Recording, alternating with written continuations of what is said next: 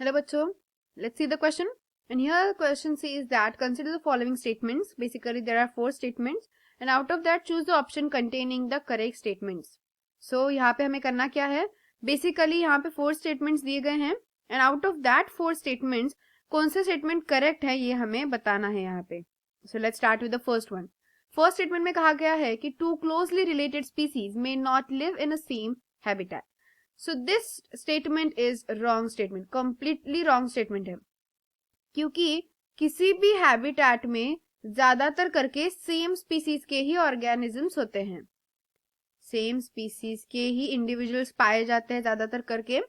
लेकिन एक बात जरूर है कि अगर two closely related same species के हो के भी अगर ज्यादा क्लोजली रिलेटेड हो, यानी कि दोनों के बीच में ज्यादा डिफरेंस ना हो, दोनों स्पीसीज या दोनों ऑर्गेनिजम्स के बीच में बहुत ही क्लोजली रिलेटेड होते हैं ना जब स्पीसीज, तो वो एक साथ रह सकते हैं एक हैबिटेट में, बट आगे जाके उनमें ऑब्वियसली कंपटीशन कॉज हो सकता है and that competition can leads to many more problems. यानी कि ये दो स्पीसीज जो है, दो अलग अलग क्लोजली रिलेटेड जो स्पीसीज होते हैं वो एक साथ सेम हैबिटेट में रह सकते हैं, बट आगे जाके ऑब्वियसली फ्यूचर में और same related closely related species है यानी कि उनके कॉमन रिसोर्सेज भी हो सकते हैं. Obviously there will be a common resources and common resources यानी कि क्या होगा, ज्यादातर करके उनमें कंपटीशन कॉज होगा and we know that more competition will leads to more fighting between that two organism, या फिर हम कह सकते हैं the population of that two close related species. Next statement ये कहा गया है that more dissimilar the niche of the two species is stronger there competition. So this is also completely wrong. अब हमें बताइए नीश क्या होता है. नीश यानी कि वहां के जो ऑर्गेनिजम्स रह रहे हैं उस पर्टिकुलर हैबिटेट में उनके प्रॉपर्टीज हो गए, वो properties, they are like properties और we can say their profession, या फिर हम प्रॉपर्टीज कह सकते हैं उन ऑर्गेनिजम्स की. नीश यानी उनमें होने जो भी वो ऑर्गेनिजम्स हैं उनमें जो प्रॉपर्टीज होते हैं उस पर्टिकुलर इन्वायरमेंट में रहने के लिए, उसे नीश कहते हैं. तो बेसिकली जितने नीश दो ऑर्गेनिजम्स के सिमिलर होंगे, या फिर हम कह सकते हैं दो पॉपुलेशन के या फिर दो स्पीसीज के, क्योंकि यहाँ पे तो वर्ड टू स्पीसीज यूज किया है तो हम उसके अकॉर्डिंग डिफाइन करेंगे. अगर दो स्पीसीज का नीश जो है वो बहुत अगर सिमिलर हो, मोर सिमिलर, जितना ज्यादा सिमिलर उनके प्रॉपर्टीज होंगे ऑब्वियसली उतने ज्यादा उनमें कंपटीशन होंगे. अब वो कैसे मोर कंपटीशन, वाई, बिकॉज कॉमन सी चीज है, जैसे कि अभी हमने डिस्कस किया था, जितने क्लोज रिलेटेड स्पीसीज है उतने कॉमन रिसोर्सेज के लिए फाइट होगा. साथ ही साथ जितने ज्यादा सिमिलर उनके प्रॉपर्टीज होंगे, जितने ज्यादा कॉमन उनके रिक्वायरमेंट्स, नीश के जो रिक्वायरमेंट्स होते हैं, यानी कि उनके जितने ज्यादा रिक्वायरमेंट सिमिलर हो जाएंगे उतना ज्यादा कंपटीशन बढ़ेगा. तो इसलिए यहाँ पे सिमिलर नहीं, यहाँ पे वर्ड होना चाहिए, यहाँ पे जैसे डिसिमिलर वर्ड दिया गया है यहाँ पे सिमिलर होना चाहिए. जितने ज्यादा सिमिलर नीश होंगे दो स्पीसीज के बीच में उतना स्ट्रॉन्गर उनके बीच कंपटीशन होगा.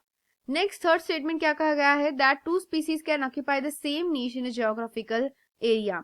तो ये भी स्टेटमेंट रॉन्ग है कि that two species can occupy the same niche. दो अलग अलग स्पीसीज के बीच में कभी भी सेम नीश नहीं हो सकता. सो टू डिफरेंट स्पीसीज जो है, टू डिफरेंट स्पीसीज, दो अलग अलग स्पीसीज का नीश कभी सेम नहीं होता, are not common, not common. एक ही जियोग्राफिकल एरिया में रहने वाले दो स्पीसीज के नीश कभी कॉमन नहीं हो सकते. यानी कि हम एक ही जियोग्राफिकल एरिया कंसीडर कर रहे हैं. अगर अलग अलग जियोग्राफिकल एरिया हो तो इट कैन बी पॉसिबल कि दो अलग अलग डिफरेंट स्पीसीज के नीश सेम हो सकते हैं, लेकिन सेम ही जियोग्राफिकल एरिया में, एक ही एरिया में, एक ही जगह पे दो अलग अलग स्पीसीज जो हैं, जो क्लोजली रिलेटेड ना हो, एकदम अलग अलग स्पीसीज है, तो ऑब्वियसली उनके नीश कभी भी कॉमन नहीं हो सकते, क्योंकि वो दो अलग अलग स्पीसीज है. दैट्स व्हाई वो एक दूसरे से बहुत डिफरेंट होंगे, तो ऑब्वियसली उनके नीश कभी कॉमन नहीं हो सकते. देन नेक्स्ट स्टेटमेंट क्या, तो यहाँ पे थर्ड हम रॉन्ग लिख देते हैं. तो हमें बोला है fourth statement that no two species में occupy the same ecosystem. So this is a true statement. ये एकदम करेक्ट स्टेटमेंट कहा गया है दैट कि कभी भी दो स्पीसीज सेम इकोसिस्टम ऑक्यूपाई नहीं कर सकते. मतलब टू डिफरेंट स्पीसीज का, टू अलग अलग दो डिफरेंट स्पीसीज है तो उनका कभी भी कॉमन इकोसिस्टम नहीं हो सकता. कॉमन इकोसिस्टम जो है that can not be there, not, ये कभी नहीं हो सकता. क्योंकि जैसे ही स्पीसीज में कोई चेंज है, एक स्पीसीज का सिर्फ एक ही तरीके का इकोसिस्टम हो सकता है, क्योंकि जब स्पीसीज चेंज हो जाती है तो ऑब्वियसली उनके रिक्वायरमेंट्स चेंज हो जाते हैं, वहां के उनके अडाप्टेशन चेंज होते हैं, and the change in the requirements, adaptation, change in the niche obviously will cause the different ecosystem in that geographical area.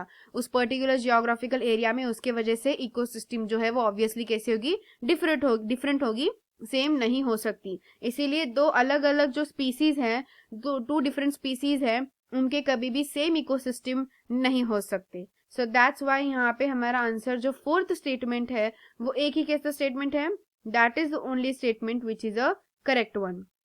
ये एकदम करेक्ट स्टेटमेंट है और ये ऑप्शन नंबर डी में दिया गया है, इसीलिए ऑप्शन नंबर डी जो होगा वो हमारा क्या होगा, यहाँ पे सही आंसर होगा कि ये जो फोर्थ स्टेटमेंट है वही एक करेक्ट स्टेटमेंट है. So I hope you got the answer very well.